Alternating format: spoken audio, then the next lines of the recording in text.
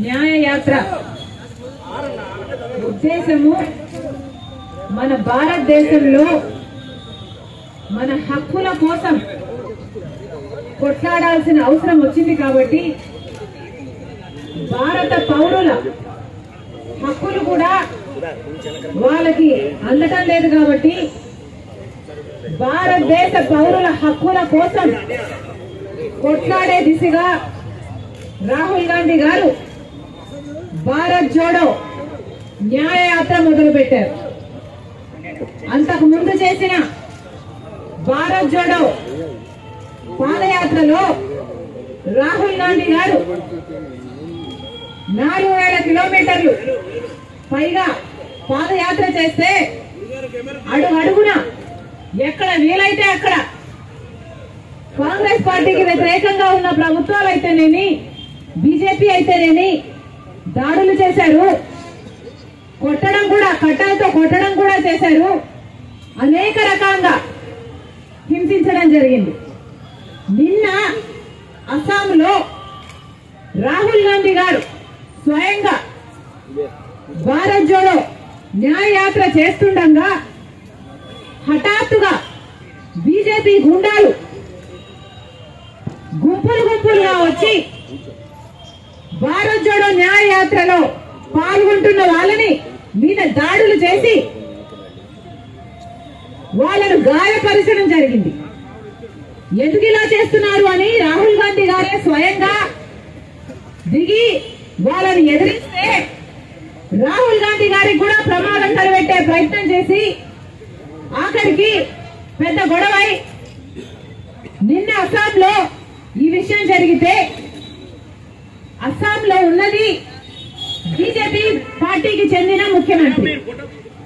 మరి ఇప్పుడు BJP party అధికారంలో ఉన్న రాష్ట్రంలో కనీసం ప్రశాంతంగా శాంతియుతంగా ప్రజల కోసం చేపట్టిన ఒక యాత్రని కూడా చేయనీయకపోతే దీన్ని ప్రజాస్వామ్యం అంటారా అని మోడీ గారిని ప్రశ్నిస్తున్నాం.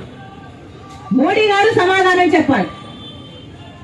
ఈ రాష్ట్రంలో ప్రజలందరూ ఉన్నారా, లేకపోతే కేవలం బీజేపీ పార్టీ కార్యకర్తలు, బీజేపీ పార్టీకి చెందిన నాయకులు, ఆర్ఎస్ఎస్, బిహెచ్పి ఇలాంటివి మీకు మాత్రమే చెందిన వాళ్ళు ఈ దేశంలో ఉండాలా అడుగుతున్నా. మోడీ గారు దేశ ప్రజలకు సమాధానం చెప్పాల్సిన అవసరం ఉంది. ఈ రోజు రాహుల్ గాంధీ గారు అస్సాంలోనే ఒక గుడికి వెళ్లాలనుకుంటే ఆ గుడికి కూడా రాహుల్ గాంధీకి వెళ్ళకూడదు, అనుమతి లేదు అని అనుమతి నిరాకరించారు.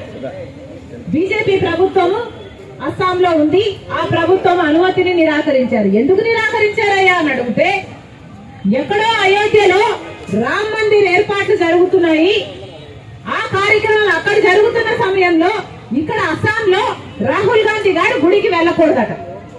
ఇది ఎక్కడ న్యాయం అని అడుగుతున్నాం. అంటే గుడికి వెళ్ళడానికి కూడా మోడీ గారి పర్మిషన్ కావాలా? గుడికి వెళ్ళడానికి కూడా బీజేపీ పర్మిషన్ కావాలా? గుడికి వెళ్ళడానికి కూడా బీజేపీ కార్యకర్త, బీజేపీ నాయకుడో, లేకపోతే ఆర్ఎస్ఎస్ లేకపోతే విహెచ్ఓ వీళ్ళ ఈ సభ్యులే అయి ఉండాలా? సామాన్య ప్రజలకు కనీసం గుడికి వెళ్లే హక్కు లేదా అని అడుగుతున్నాం. ఎందుకు నిరాకరించారో మోడీ గారు, అస్సాం చీఫ్ మినిస్టర్ సమాధానం చెప్పాల్సిన అవసరం ఉంది. ఇలా అడుగున నిరంకుశ పాలన, ప్రతి చోట ఎక్కడ వీలైతే అక్కడ ఎలా మిగతా ప్రజల్ని, మిగతా పార్టీలను ఎలా తొక్కగలిగితే అలా ఇంత నీచమైన పరిపాలన చేస్తుంటే దీని డెమోక్రసీ అని ఎలా అంటారు? ఇది ప్రజాస్వామ్యం అని ఎలా అనుకోమంటారో మోడీ గారు సమాధానం చెప్పాలి. ప్రధానంగా రాహుల్ గాంధీ గారు చేస్తున్నటువంటి భారత్ జోడో యాత్రలో అనేకమైనటువంటి ఆటంకాలు కల్పిస్తూ అనేక మంది ప్రధానంగా భారతీయ జనతా పార్టీ మొత్తం శక్తులు కావాలని చెప్పి ఒక పథకం ప్రకారం నార్త్ ఈస్టర్న్ స్టేట్స్ లో మణిపూర్ లో మొదలుపెట్టినటువంటి భారత్ జోడో యాత్రకి అనేకమైనటువంటి విధ్వంసకరమైనటువంటి విషయాలు చెప్తున్నట్టు తెలుసు. ఏదో విధంగా కుట్రపూరితంగా ఈ భారత్ జోడో యాత్రని నిలిపివేయాలి, ఆపివేయాలని చెప్పేసి ఆలోచన చేస్తున్నటువంటి ఈ నేపథ్యంలో నిన్న మొన్న మనం చూసాం అనేకమైనటువంటి సంఘటన. సాక్షాత్తు మన ప్రదేశ్ కాంగ్రెస్ కమిటీ అస్సాం అధ్యక్షుడిని అటాక్ చేసినటువంటి పరిస్థితి. ఏదో విధంగా కుట్రపూరితంగా పార్టీ క్యాడర్స్ అందరినీ కూడా విధ్వంసానికి గురి చేసి భయపెట్టి భారత్ జోడో యాత్ర నిలిపివేయాలనేటువంటి ఆలోచన చేస్తున్నటువంటి ఈ నేపథ్యంలో మరి ఈనాడు ఈ కార్యక్రమానికి అఖిల భారత కాంగ్రెస్ కమిటీ ఆంధ్రప్రదేశ్ వ్యవహారాల ఇన్ఛార్జ్ మాణిక్యం ఠాగూర్ గారు, గౌరవ పార్లమెంట్ సభ్యులు వారు వచ్చేశారు. అదేవిధంగా సిడబ్ల్యూసీ సభ్యులు రఘువీరారెడ్డి గారు వచ్చేశారు. మరొక సిడబ్ల్యూసీ సభ్యులు కె రాజు గారు వచ్చేశారు. పూర్వ పార్లమెంట్ సభ్యులు డాక్టర్ కేవీపీ రామచంద్రరావు గారు, అఖిల భారత కాంగ్రెస్ కమిటీ కార్యదర్శి మాజీ మంత్రివర్యులు జేడీ శిలం గారు, మరి ఈ ప్రాంతానికి సంబంధించి ఇన్ఛార్జిగా ఉన్నటువంటి రాకేష్ రెడ్డి గారి నేతృత్వంలో ఈ రోజు విశాఖ నగర కాంగ్రెస్ ఆధ్వర్యంలో ఈ కార్యక్రమం జరిగింది.